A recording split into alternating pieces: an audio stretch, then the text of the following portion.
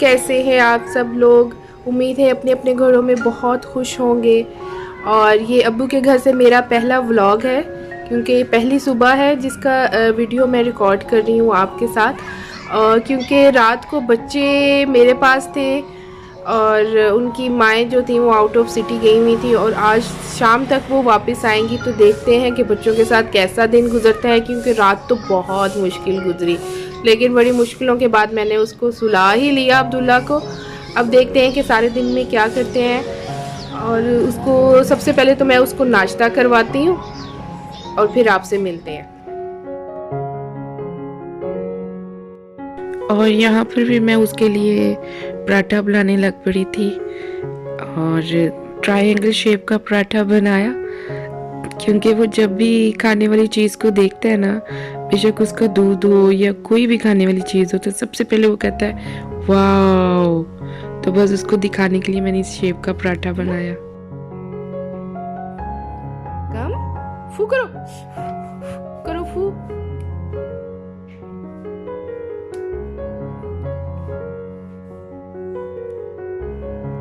अब्दुल्ला क्या खा ले हो? अब्दुल्ला पाटा खा ले हो? पाटा बिस्मिल्लाह परी, बिस्मिल्लाहिर्रहमानिर्रहीम।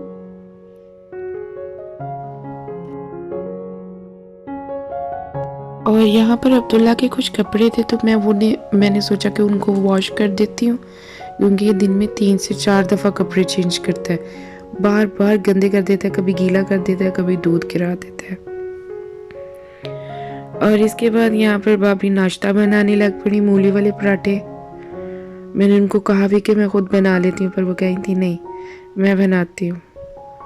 तो काफ़ी मज़े का पराठा बनाया था और पहला पराठा फातिमा को दिया, फातिमा ने खाया।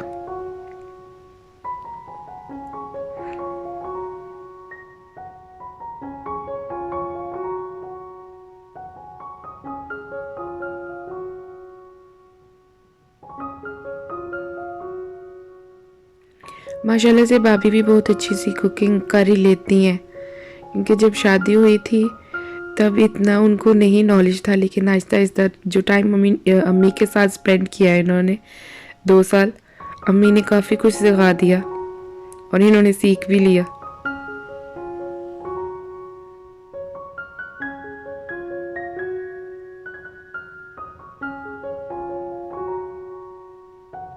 और फिर मैं ये नाश्ता देने के लिए फातिमा को कमरे में आई, तो ये छुटकी उठ गई हुई थी और इसकी कोशिश थी कि मैं इसको उठाऊं, और मुझे दूर दूर से इशारे करी थी कि उठा लो बूबो, और मैंने कहा नहीं लेट ही रहो अभी।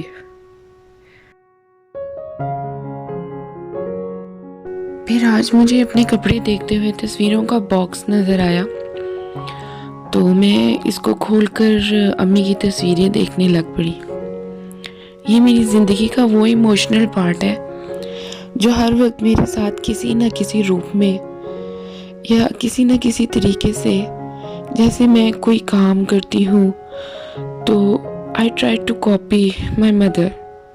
कहते हैं कि जब कोई इंसान, कोई प्यार करने वाला आपकी ज़िंदगी में होता है तो उसकी आप कदर नहीं करते, और जब वो आपसे दूर चला जाता है तो तब आपको रियलाइज़ होता है कि इस इंसान की आपकी ज़िंदगी में क्या अहमियत थी। उनके बगैर सांस लेना भी मुश्किल है। कभी कभी आपको उनका रूप अपने अंदर नज़र आता है। तो जब कोई मुझसे कहता है कि तुम बिल्कुल अपनी माँ की जैसी हो, तो बहुत खुशी होती है और मैं इमोशनल भी हो जाती हूँ। तो बहुत से क्वेश्चंस हैं कि मेरी अम्मी कैसी थी, उनकी पर्सनालिटी कैसी थी। तो वो बहुत सादा सी औरत है। अभी इतना अरसा नहीं हुआ उनको गए हुए कि उनकी बातों के साथ है कि बजाय थी का वर्ड यूज़ करूं। तो मैंने इतना सादा इंसान अपनी ज़िंदगी में नहीं देखा। इतना हंसमुख, खाने का उनको बहुत शौक था और चीज़ों को एक्सप्लोर करने का भी बहुत शौक था, लोगों को खिलाने का भी बहुत शौक था। सारी ज़िंदगी उनकी अगर लाइफ की बिगिनिंग का आपसे जिक्र करूं तो जब कभी मैं अपनी खाला के घर विज़िट करूंगी तो उनसे आपको पूछ के बताऊंगी कि अम्मी कैसी थी। जितना भी उनको देखा है अभी तक मैंने, वो एक बहुत अच्छी बहन थी, बहुत अच्छी बीवी भी थी, बहुत अच्छी बेटी भी थी और सबसे ज़्यादा बहुत ज़्यादा प्यार करने वाली माँ थी। उनको ज़िंदगी में ज़्यादा चोंचले नहीं आते थे।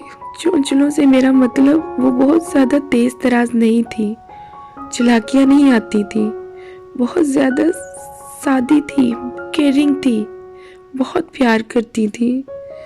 हम अगर कभी नाराज़ हो जाते थे, खाना नहीं खाते थे तो अम्मी फ़ौरन मनाती थी। जब तक हम खाना नहीं खा लेते थे वो खाना नहीं खाती थी। अब्बू के साथ जब कभी बाहर जाया करती थी तो जो खाती थी हमारे लिए साथ पैक करवा के लेकर आया करती थी। अम्मी अपने से पहले हमारे बारे में सोचा करती थी। उनको अच्छे कपड़े पहनने का बहुत शौक था, उनको ट्रैवलिंग का बहुत शौक था। मेकअप ज़्यादा नहीं करती थी, सिर्फ लिपस्टिक लगाती थी, वो भी रेवलॉन की पिंक और पर्पल के बीच में एक शेड हुआ करता था, वो उनको बहुत पसंद होता था। वो शेड वो अपने पास ख़त्म नहीं होने दिया करती थी। अपने ऊपर ज़्यादा पैसे नहीं खर्च किया करती थी।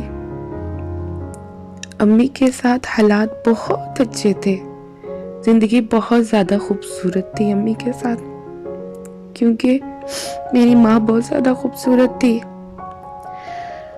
अगर माँ के बारे में बात करूँ तो सुबह से शाम हो जाए और माँ के बारे में बातें ख़त्म ना हो, लेकिन कैमरा कमबख्त एक ऐसी चीज़ है जिसके सामने अल्फाज ख्याल आपके सामने लाना बहुत मुश्किल हो जाता है।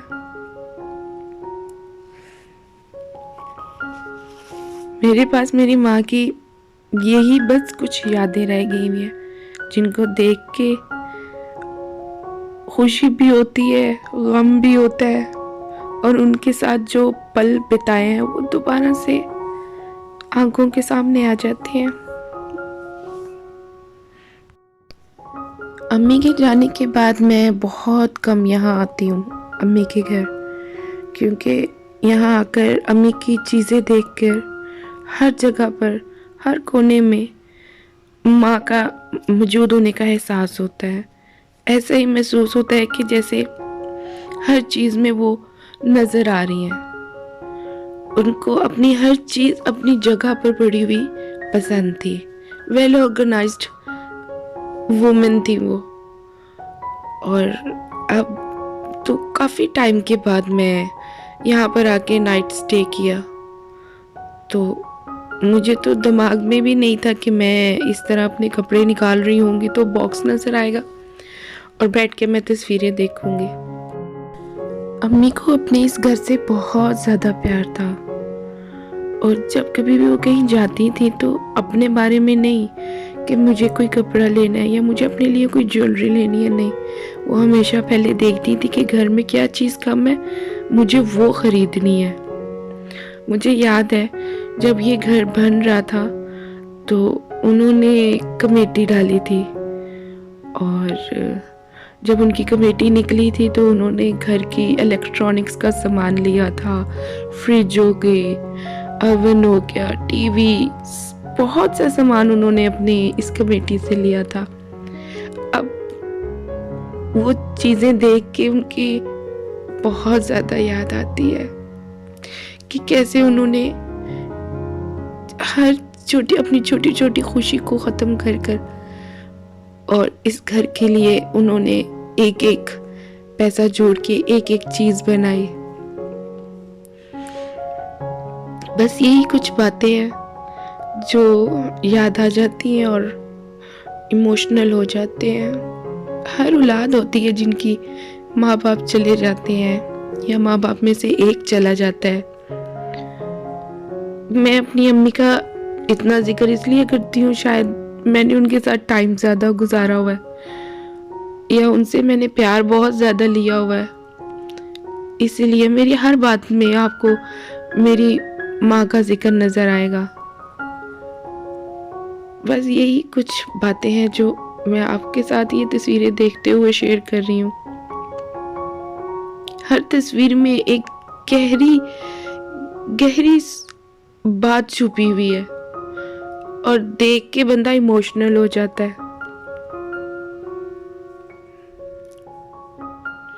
मैंने कहा आपके साथ भी मैं इन सब पल को शेयर करती हूँ, अपनी माँ का जिक्र करती हूँ।